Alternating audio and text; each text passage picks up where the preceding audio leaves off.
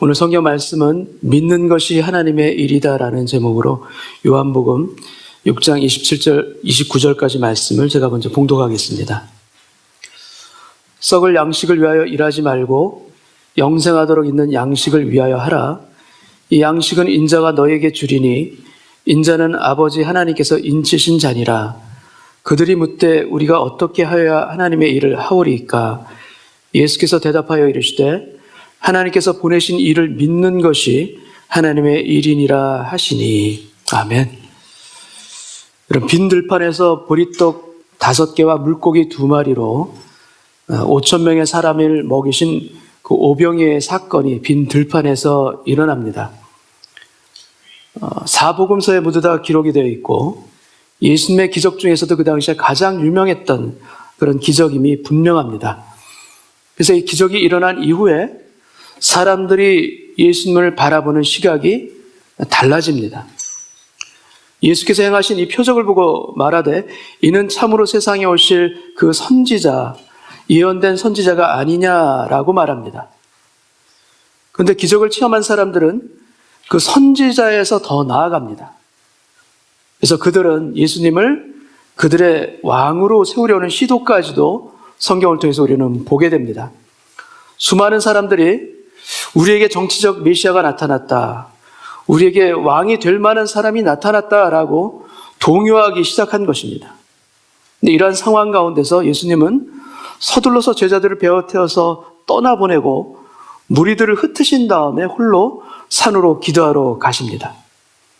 근데 그러는 상황 가운데도 사람들은 계속해서 예수님과 제자들을 찾습니다. 요한복음 6장 22절 말씀을 제가 읽겠습니다. 이튿날 바다 건너편에 서 있던 무리가 배 한 척 외에 다른 배가 거기 없는 것과 또 어제 예수께서 제자들과 함께 그 배에 오르지 아니하시고 제자들만 가는 것을 보았더니 분명 배가 한 척밖에 없었고 그 배에 예수님은 타지 아니하셨고 제자들만 타서 떠났던 것을 사람들은 보았습니다. 근데 그 이튿날 보니까 제자들만 없는 것이 아니라 예수님도 거기 안 계신 거예요. 그러자 사람들이 예수님을 찾아서 나섭니다. 24절을 제가 읽겠습니다. 무리가 거기에 예수도 안 계시고 제자들도 없음을 보고 곧 배들을 타고 예수를 찾으러, 주님을 찾으러 갑니다. 가버나움으로 가서 거기서 예수님을 만나게 됩니다. 여러분, 이 무리들, 이 사람들은 예수님을 찾으러 온 사람입니다. 그 정성과 열심이 대단한 사람들인 것입니다. 예수님께서 보이지 않자 예수님께서 어디 계시는가 배를 타고 찾고 또 찾아서 드디어 예수님을 만난 그런 사람들입니다. 그리고 랍비여 언제 여기 오셨나이까? 그들은 반갑게 예수님께 인사하면서 예수님 앞에 선 것입니다. 그런데 이렇게 열심을 내서 찾아온 이 사람들을 예수님은 뜻밖에도 반갑게 맞이하지 아니하십니다.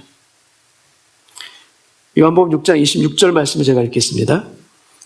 예수께서 대답하여 이르시되 내가 진실로 진실로 너희에게 이르노니 너희가 나를 찾는 것은 표적을 본 까닭이 아니요 표적을 보았다면 그 표적을 통해서 예수님을 보아야 할 텐데 예수님을 보지 못하고 오히려 떡을 먹고 배부른 까닭이로다. 예수님께서 그들에게 말씀합니다. 예수님께서 그들에게 원하셨던 것은 그 기적과 오병이의 기적과 그 표적을 통해서 그 표적이 가리키고 있는 예수 그리스도를 알고자 이분이 누구신가, 예수가 누구신가 이것을 알고자 온 것을 기대하셨는데 그래서 표적, 영어로 사인이라고 표현되고 있듯이 이 놀라운 사건을 통해서 이 사건이 가리키고 있는 예수 그리스도는 대체 누구신가 이것을 기대하셨는데 이 사람들은 전혀 다른 쪽을 바라보고 있습니다. 여러분, 이 무리들은 기적을 체험한 사람들입니다. 근데 이들이 예수님을 찾아온 이유는 예수님이 아닙니다. 예수님보다도 기적으로 인해 떡을 먹고 배부른 까닭이로다. 예수님은 그들의 동기를 지금 보고 계십니다. 그리고 여기 배부르다, 이 헬라어 단어 코르타조는 건초나 풀을 먹고 배부르다라는, 그래서 주로 짐승들이 먹는 그런 것을 표현하는 단어인데 예수님은 그 단어를 쓰십니다. 이들의 동기는 예수 그리스도가 아니라 그들의 육적인 만족, 그리고 이들의 관심은 그들의 물질적인 배부름에 있다라는 것을 주님께서 말씀하고 계신 것입니다. 여러분, 주님은 결코 목마른 인생을 외면하시는 분이 아닙니다. 허기진 인생을 그냥 지나치신 분도 아닙니다. 빈들에 있는 무리들이 그들이 집으로 돌아가다가 그들이 지쳐 쓰러질까 봐 주님은 빈 들판에서 오병이어로 그들을 먹이신 분이십니다. 요한복음 4장 사마리아 여인을 위해서 주님은 우물가에서 지치고 목마른 모습으로 그녀를 기다리신 분입니다. 인생의 목마름으로 죄 가운데 살아가는 그녀에게 구원과 더불어 영원한 생수를 주시고자 그녀를 기다리시고 그녀를 찾아가신 주님이십니다. 요한복음 5장에서 38년 된 병자에게 찾아가셔서 내가 낫고자 하느냐? 여러분, 주님은 그 38년 된 아무 소망이 없는 그 병자를 일으켜 걷게 하신 분입니다. 이 두 사람은 다 예수님을 찾아온 사람이 아닙니다. 예수님을 알지도 못하고 예수님을 찾지도 못하는 그런 인생들입니다. 그런데 오히려 예수님께서 그들을 찾아가신 것입니다. 목마른 인생에게 주님은 찾아가시는 분입니다. 여러분, 우리 인생이 목이 마르고 허기가 지고 아픔과 슬픔 가운데 있을 때 주님은 어떻게 하시는 분이신가? 여러분의 가장 가까이로 찾아가시고 여러분을 만져주시는 분이신 것을 오늘 예배 가운데 체험하기를 원합니다. 찾아가십니다. 찾아가셔서 완전히 새로운 인생을 살 수 있도록 그들을 일으키시고 그들을 고치시고 그들을 변화시켜 주시는 은혜의 주님이십니다. 여러분, 주님이 사마리아 여인에게 주신 것이 있습니다. 무엇을 주셨는가? 그것은 바로 예수 그리스도, 그 주님 자신을 그녀에게 주셨습니다. 내가 주는 물은 그 속에서 영생하도록 솟아나는 샘물이 되리라. 여러분, 주님은 그 자신으로 그녀의 인생을 채워주신 것입니다. 실상 사마리아 여인에게 있어서 예수님이 행하신 어떤 기적과 표적은 아무것도 없습니다. 다만 그녀의 인생에 있어서 놀라운 축복과 변화는 무엇인가? 그녀가 주님을 만난 것입니다. 근데 어떻게 만난 것인가? 진실로 주님을 만난 것입니다. 그리고 그녀의 인생이 그 만남을 통해서 변한 것입니다. 그러자 그녀는 물동이를 버려두고 동네에 들어가 사람들에게 고합니다. 외칩니다. 내가 행한 모든 일을 내게 말한 이 사람을 와서 보라. 이는 그리스도가 아니냐. 오히려 죄로 얼룩졌던 그 인생이, 남편이 5이나 있었던 부끄러운 과거를 살았던 그 그녀가 변합니다. 그녀가 그 이후에 어떻게 살았을까? 그리고 성경에 자세히 나오진 않지만 예수님으로 채워진 인생입니다. 예수님으로 인해서 가득하게 채워진 것을 체험한 그녀입니다. 그녀는 분명 복음을 전하는, 추수하는 인생으로 그 삶을 아름답게 살았을 것이 분명합니다. 오병이어의 기적을 맛본 이 사람들은 주님을 찾아서 배를 타고 건너온 사람들입니다. 열심으로 찾아온 사람입니다. 그런데 이들의 관심은 주님이 아닙니다. 주님보다도 자신들의 배를 채우는 것입니다. 그런데 주님이 이 땅 가운데 오신 목적이 우리의 육적인 만족을 위해서 오신 것이 아닙니다. 주님은 우리의 삶을 그분으로 채워주시기 위해서 잠시 있다가 사라지는 그런 물질적인 것을 채우신 것이 아니라 영원한 것을 우리에게 주시기 위해서 이 땅 가운데 오셨고 우리를 만나시고 우리의 삶을 채워주시는 분이십니다. 결코 이 땅 가운데서 잠시 있다가 사라질, 그런 썩어질 것을 위해서 채워주기 위해서 우리에게 오시는 분이 아닌 것입니다. 요한복음 6장 27절을 읽겠습니다. 썩을 양식을 위하여 일하지 말고 영생하도록 있는 양식을 위하여 하라. 이 양식은 인자가 너희에게 주리니 인자는 아버지 하나님께서 인치신 잔이라. 여러분, 썩을 양식이 있고요, 영생하도록 남아있는 양식이 있다라는 것을 주님이 말씀하십니다. 그렇다고 어떤 것이 썩을 양식이고 어떤 것이 그렇지 않은 것인가? 교회에서 일하고 교회에서 섬기는 것은 썩지 않을 양식이고 세상 가운데 하는 일들은 썩을 양식인가? 성경 공부를 하는 것은 썩지 않은 그런 공부를 하는 것이고 직장 가운데서, 세상 가운데서 하는 공부는 썩을 양식을 위한 그런 공부인가? 여러분, 만일 그렇다면 우리는 6일 동안을 세상 가운데서 썩을 양식을 위해서 일하고 주일 하루는 썩지 않은 양식을 위해서 하나님 앞에 나오는 그런 존재가 바로 우리인 것인가? 여러분, 그럴 수가 없습니다. 그렇지 않습니다. 어떤 일이 주님을 위한 일이고 어떤 일이 썩을 양식인 것인가? 일 자체의 구분이 없습니다. 중요한 것은 무엇인가? 우리가 그것을 무엇을 위해서 하는가? 누구를 위해서 하는가?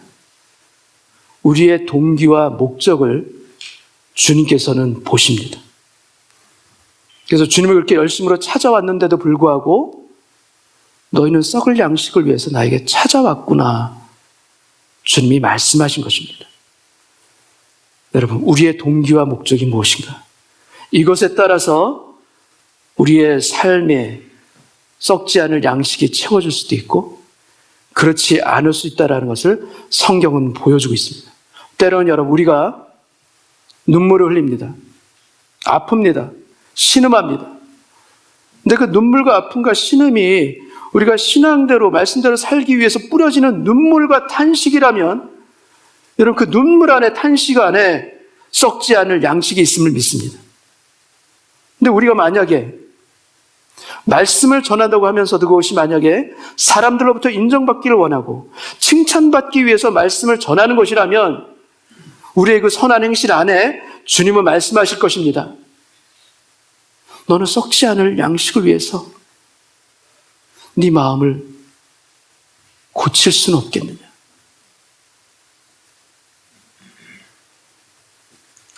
여러분, 주님은 찾아온 무리들에게 그들이 바로 어제 먹은 오병이요, 그 오병이어도 바로 썩을 양식이라고 말씀하고 계신 겁니다. 주님이 행하신 기적의 응답이고 선물이라 할지라도 그것에 우리의 마음이 어떻게 담겨져 있는가? 진정 하나님의 뜻과 영광을 위해서 행하는 것인가? 아니면 나 자신을 위해서, 나의 소욕을 위해서 행하는 것인가? 주님이 물으십니다. 주님은 사마리아 여인과 대화하고 나서 제자들이 먹을 것을 가지고 와서 라피어 잡수소서 하자 제자들에게 말씀합니다. 내게는 너희가 알지 못하는 먹을 양식이 있느니라. 나의 양식은 나를 보내신 이의 뜻을 행하며 그의 일을 온전히 이루는 이것이니라. 주님에게 있어서 양식은 주님을 이 땅 가운데 보내신 하나님의 뜻을 행하는 것이고 하나님의 일을 온전히 이루는 것이 바로 나의 양식이다라는 것을 주님이 말씀하신 것입니다. 너희는 썩을 양식을 위하여서 일하지 말라. 주님이 안타깝게 말씀하십니다. 그런데 우리의 삶에 있어서 헛된 것을 얻기 위한 나의 수고와 애씀이 없습니까? 결국은 이 세상을 떠날 때 하나도 가지고 갈 것이 없는데도 불구하고 왜 그렇게 그것을 가지려고 내가 애를 썼는지, 왜 이렇게 그것이 없어서 내가 가슴 아파하는지, 왜 이렇게 그것 때문에 내가 불안해하고 염려하고 있는지, 결국에는 하나님 앞에 갈 때 가지고 갈 것이 아무것도 아닌데도 불구하고 이 세상 가운데 살아가는 그동안에 나의 시간과 노력을 그곳에 다 기울이면서도 정작 하나님께서 기뻐하시는 그 일 가운데는 시간이 아까운 것은 왜 그런지. 여러분, 제 안에 이런 슬픔이 있어요, 제 안에. 왜냐하면 저도 그렇게 살지 못하기 때문에. 왜냐하면 저도 썩을 양식을 위해서 사는 게 너무나도 제 안에 많기 때문에 제 안에 슬픔이 있습니다. 안타까움이 있습니다. 우리 한 번밖에 없는 인생입니다. 주께서 우리의 인생을 함께 동행하시며 축복해 주시길 원하십니다. 그렇다면 나의 살아가는 방향이 어디인가? 하나님을 향한 방향인가? 아니면 세상의 소욕과 잠시 있다가 사라질 그것에 내 마음을 다 빼앗기고 있는 것은 아닌가? 여러분, 이 슬픔과 안타까움이 우리 안에 있기를 원합니다. 이사야 선지자는 양식 아닌 것을 위해 애쓰는 인생에게 호소합니다. 이사야서 55장 2절을 제가 읽겠습니다. 너희가 어찌하여 양식이 아닌 것을 위하여 은을 달아주며 배부르게 하지 못할 것을 위하여 수고하느냐? 내게 듣고 들을지어다. 오히려 내게 듣고 들을지어다. 그리하면 너희가 좋은 것을 먹을 것이며 너희 자신들이 기름진 것으로 즐거움을 얻으리라. 3절을 읽겠습니다. 너희는 귀를 기울이고 내게로 나와 들으라. 그리하면 너희의 영혼이 살리라. 내가 너희를 위하여 영원한 언약을 맺으리니 곧 다윗에게 허락한 확실한 은혜이니라. 주님, 제가 어떻게 살아야 되겠습니까? 무엇을 위해 제가 제 인생을 살아야 되겠습니까? 헷갈릴 때가 너무나도 많습니다. 분별하기가 어렵습니다. 지금 제가 살아가는 제 인생의 이 방향과 이 길이, 이 모습이 지금 맞는 것입니까? 우리가 주님께 귀를 기울여 주께로 나와 듣기를 원합니다. 너희는 어찌하여 양식이 아닌 것을 위하여 그렇게 수고하느냐? 그렇게 애를 쓰느냐? 너는 오히려 그 발걸음을 멈추고 내게 듣고 들을지어다. 너는 귀를 기울이라. 내게로 나오라. Come to me. 그리고 들으라. 그리하면 너의 영혼이 살리라. 이것은 다윗에게 허락한 확실한 은혜이니라. 여러분, 다윗에게 허락한 확실한 이 은혜, 하나님의 말씀을 들으려고 귀를 기울이는 우리에게 이 확실한 은혜가 있음을 믿습니다. 우리 삶이 바뀌는 것입니다. 우리 삶이 주께서 원하시는 그 방향으로 조종되어지고 바뀌어지고 수정되어지는 그 변화들이 여러분, 우리의 일상의 삶 가운데도 일어나게 하여 주옵시고, 특별히 오늘 예배 가운데도 일어나게 하여 주옵소서. 너희는 영생하도록 있는 양식을 위하여 일하라. 이렇게 주님이 그 무리들에게 말씀하시자 이 무리들이 주님께 묻습니다. 근데 이 무리들의 질문과 주님의 대답에 우리의 신앙의 비밀이 고스란히 담겨져 있기도 합니다. 도표를 통해서 한번 보시겠습니다. 우리가 질문합니다. 우리가 어떻게 하여야 하나님의 일을 하오리까? 어떻게 해야 합니까? 어떤 것이 하나님의 일입니까? 여러분, 세상의 종교와 철학들은 이 질문에 아주 많은 대답들을 가지고 있습니다. 여러 가지 대답들을 가지고 있습니다. 각자 수없이 많은 대답들을 가지고 있는 것이 바로 세상의 종교와 철학들입니다. 그러나 주님의 대답은 심플하십니다. 하나님께서 보내신 일을 믿는 그것이 바로 하나님의 일을 하는 것이니라.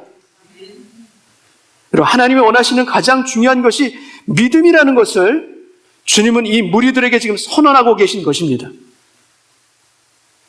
무리의 질문에 있는 이 하나님의 일은 영어 표현을 보게 되면 복수, works로 되어 있습니다. 어떻게 하여야 하나님의 일들을 하오리까? 이렇게 묻는 것입니다.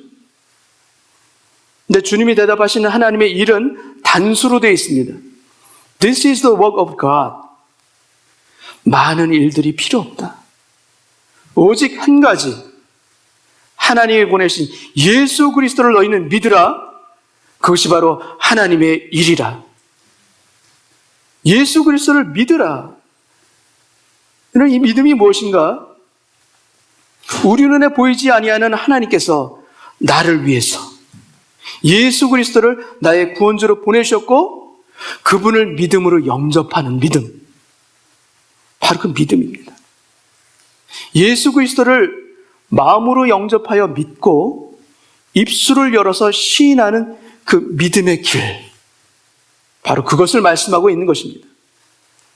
여러분, 이 믿음의 시작이 일어날 때 우리의 새로운 삶도 시작될 줄 믿습니다. 여러분, 썩어지지 아니하는 양식을 먹게 될 것이며 영원한 삶이 시작되는 그 시작이 어디로부터 있는가? 바로 예수 그리스도를 우리의 구원주로, 하나님께서 보내신 주로, 나의 개인의 구원주로 믿고 영접하는 바로 그때부터 우리의 인생이 새롭게 시작될 줄 믿습니다. 여러분, 영생은 죽은 다음에 영원토록 살게 되는 그 극락왕생이 아니라 예수 그리스도를 믿는 지금부터 영원토록 시작되는 생명의 삶, 그것이 바로 영생인 것입니다. 그 영생의 길로 주님 우리를 초청하십니다.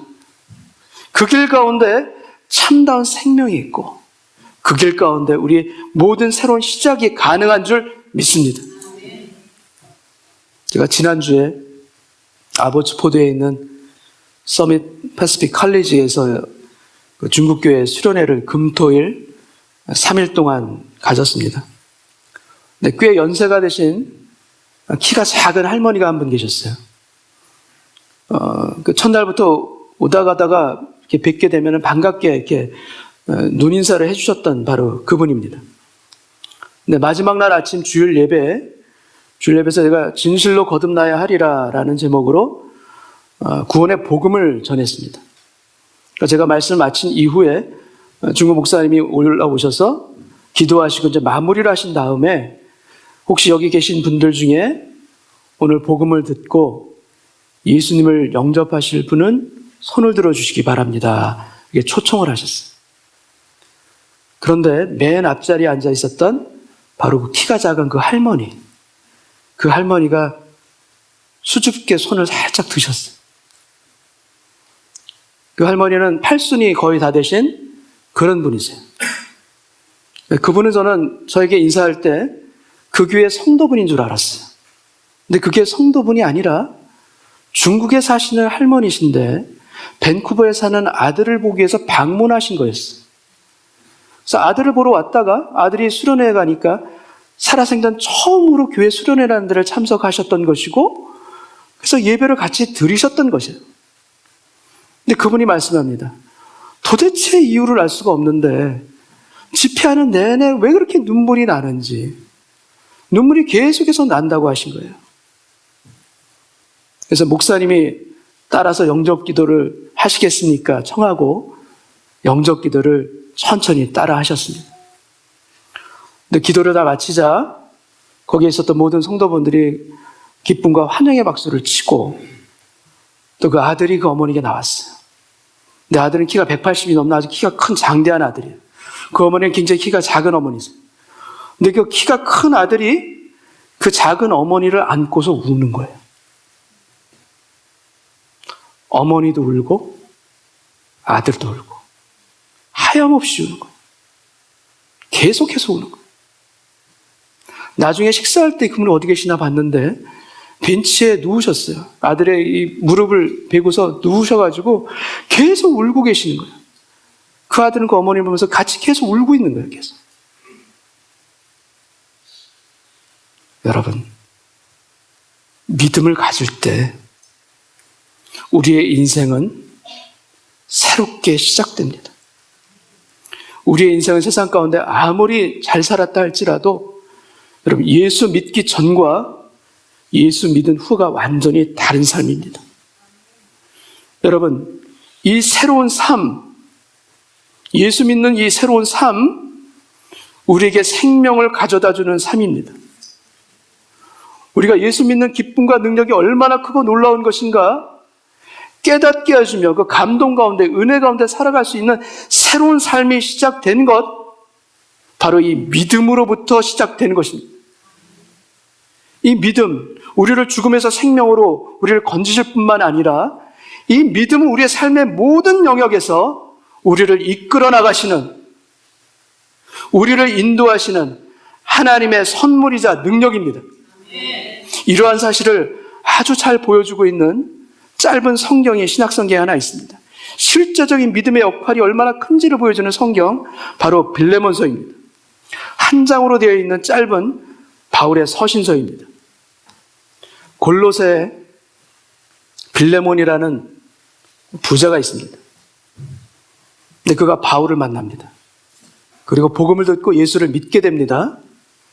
그리고 그의 집에 그 골로새 교회가 세워질 만큼 신실한 바울의 동역자로 그는 성장합니다. 근데 이 빌레몬의 종 중에 한 명이 도망을 칩니다. 오네시모라는 종이 그 주인인 빌레몬의 재산을 훔쳐서 도망갑니다. 아주 멀리 도망갑니다. 그래서 그가 로마로까지 도망을 가게 됩니다. 마치 탕자가 아버지의 유산을 받아서 먼 곳으로 가서 허랑방탕하게 살다가 그의 인생이 망했듯이 아마도 이 오네시모도 그러한 인생을 로마에서 겪지 않았을까 싶기도 합니다. 근데 이 오네시모가 로마에서 바울을 만납니다. 그리고 바울을 통해서 예수님을 믿게 됩니다. 도대체 그가 어떻게 바울을 만나게 됐는가? 우리는 알 수 없지만 바울 서신서를 통해서 그가 내가 옥에서 낳은 아들이라 한 것처럼 그도 마찬가지로 감옥에 갇혀 있다가 바울을 만나게 된 것인가? 우리는 알 수는 없습니다. 그러나 그는 바울을 만나 예수를 믿고 그의 과거를 아마 그에게 이야기했을 것입니다. 예수를 만났습니다. 새 사람이 된 것입니다. 지난 과거에 대해서 회개를 합니다. 그러나 회개는 하지만 그 과거의 죄가 너무나도 두렵습니다. 로마 시대에 주인의 돈을 훔쳐서 도망간 종에게 내려지는 형벌은 거의 죽음입니다.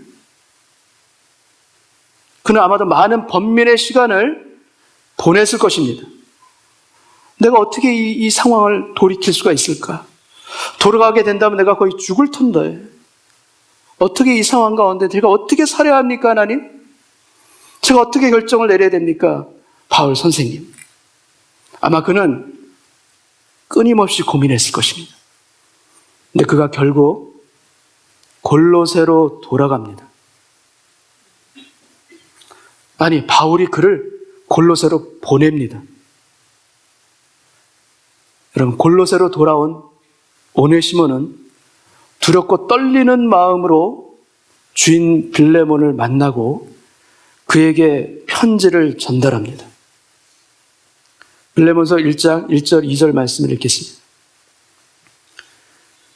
그리스도 예수를 위하여 갇힌바된 바울과 및 형제 디모데는 우리의 사랑을 받는 자여 동역자인 빌레몬과 자매 아비아는 아마도 빌레몬의 아내일 것입니다. 우리와 함께 병사된 아키뽀와 네 집에 있는 교회에 편지하노니. 빌레몬은 오네시모를 통해서 받은 이 바울의 편지를 보고 놀랐을 것입니다. 근데 편지를 읽다 보니 더욱 놀라는 일이 일어납니다. 10절, 11절을 읽겠습니다. 갇힌 중에서 낳은 아들 오네시모를 위하여 내게 간구하노라. 그가 전에는 내게 무익하였으나 이제는 나와 너에게 유익함으로. 아마 빌레몬의 마음 가운데는 이 오네시모가 바울에게는 유익할지 몰라도 나에게는 그렇지 않습니다. 나에게는 재산 훔친 도둑이자 도망친 종이 아닙니까? 바울이 그걸 모르기 때문에 지금 이런 편지를 쓴 것이 아닌가, 그렇게 생각할 수도 있습니다. 그러나 편지를 계속해서 읽어갑니다. 18절, 19절을 읽겠습니다. 그가 만일 내게 불의를 하였거나 내게 빚진 것이 있으면 그것을 내 앞으로 계산하라. 나 바울이 친필로 이 편지를 쓰노니 내가 갚겠다. 분명 이 구절을 읽을 때 빌레몬의 가슴이 쿵 내려앉았을 것입니다. 오네시모 대신에 내가 갚겠다. 내 앞으로 계산하라. 여러분, 바울은 갇힌 중에서 낳은 아들을 어찌 보면 사지로 보낸 것입니다. 오네시모가 가장 두려워한 곳으로, 돌아가기 두려워한 곳으로 돌려보낸 것입니다. 근데 어떻게 돌려보내는 것이 가능했나? 여러분, 보내는 사람, 믿음이 없이는 보낼 수가 없습니다. 그래서 순종하면서 가는 오네시모, 믿음이 없이는 그 길을 갈 수가 없습니다. 그리고 이 오네시모를 받아들이는 빌레몬, 여러분, 다 믿음이 없이는 받아들이기 어려운 그 길을 간 것입니다. 그러나 이 세 사람 모두 다 믿음으로 그 길을 걸어갑니다. 보내는 사람으로 믿음으로 보냈고, 간 사람도 믿음으로 발길을 떼었고, 받아들이는 사람도 믿음으로 그를 받아들인 것입니다. 이것이 어떻게 가능한 것인가? 예수 그리스도 안에 있는 그 믿음으로 하나 됐기 때문에, 주님이 주시는 그 믿음의 능력으로 그들이 하나가 됐기 때문에 이러한 놀라운 일들이 일어나고 모든 관계가 회복이 된 것입니다.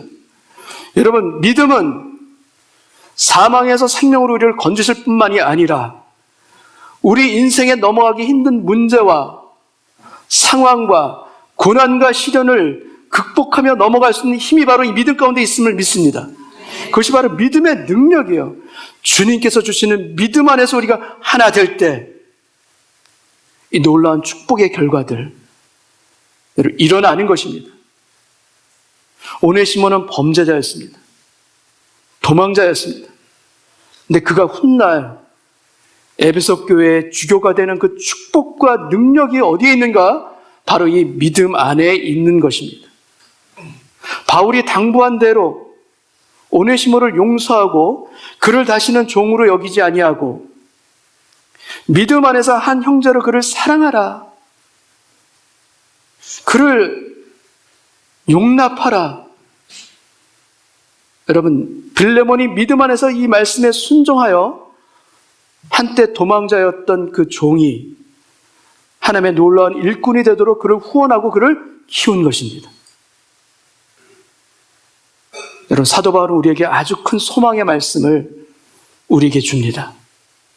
내 앞으로 회개하라. 내가 갚겠다. 오네시모의 허물은 나의 허물이다. 내가 다 책임지겠다. 바울이 쓴 편지의 말입니다. 근데 이 말씀은 바로 주님이 우리에게 주시는 말씀입니다. 내가 너의 모든 허물을, 내가 너의 모든 죄와 연약함들과 악한 것들을 내가 십자가에서 피 흘려 너 대신 해결했다. 너 대신 형벌을 받았고 내가 피를 흘렸다. 내가 너를 책임지마. 주님이 주시는 약속, 이것이 바로 십자가를 통해서 주시는 주님의 우리를 향한 언약이자 사랑입니다. 그리고 우리가 해야 될 것은 무엇인가? 그것을 그냥 주님께서 우리에게 해놓은 그 일들을 우리가 그대로 믿는 것입니다. 그것을 믿을 때 우리 인생의 새로운 시작이 됨을 믿습니다. 그것을 그대로 믿고 나아갈 때 우리 삶에 새롭게 시작되는 모든 주님의 놀라운 은총과 축복이 여러분의 삶 가운데도 새롭게 펼쳐질 것을 믿습니다. 내가 너의 모든 허물을 덮어주겠다. 너는 다시 시작할 수 있다. 주저하지 말고 그 길을 걸어가라. 이 말씀을 오늘 예배 가운데 여러분들의 인생에게 주님이 직접 들려주시기를 원합니다. 그리고 바울이 오네시모를 돌려보내며 하신 한 쓴 말씀이 주님이 우리 각 사람을 향한 말씀이기도 합니다. 빌레몬서 1장 12절 말씀 읽겠습니다. 너에게 그를 돌려보내노니 그는 내 신복이라. 우리 성경에는 신복이라고 되어 있습니다. 근데 영어 성경에는 my very heart. 그는 나의 심장이라. 주님 우리에게 말씀합니다. 나를 영접하고 믿음으로 거듭난 너를 세상에 보내노라. 너는 나의 심장이니라. 나와 함께 이 평생을 이 세상 가운데 믿음을 가지고 승리하는 삶을 살 수 있도록 너를 지킬 것이고 너를 인도해 갈 것이고 너와 함께 하리라. 이것이 우리 각 사람에게 주시는 주님의 언약이자 사랑의 말씀인 줄 믿습니다. 이 말씀을 믿고 살아가는 저와 여러분 되시기를 주님의 이름으로 축원합니다. 아버지 하나님, 주님을 믿습니다. 우리의 마음이 주님을 향하여, 십자가의 주님을 향하여 그 시선을 빼앗기지 아니하는 저희들 되길 원합니다. 주님, 이 자리에 만약 예수 그리스도를 영접하기 원하는 그런 영혼들이 만약에 계시다면 주 오늘 예배 가운데 그분들의 마음을 열어주옵소서. 주장하여 주옵소서. 오직 살아계신 하나님, 우리의 구원주 주 예수 그리스도가 우리 인생의 주인인 것을 고백하는 오늘 시간 되게 하여 주옵시고, 우리가 다 이해할 수 없는 것들이 너무나도 많지만 내 삶에 강권적으로 찾아와 주시고 물밀듯이 우리 마음 가운데 은혜로 채우시는 그 주님의 역사들이 일어나기를 원합니다. 주님을 믿고 영접할 때 우리에게 놀라운 새로운 출발이 시작됨을 믿습니다.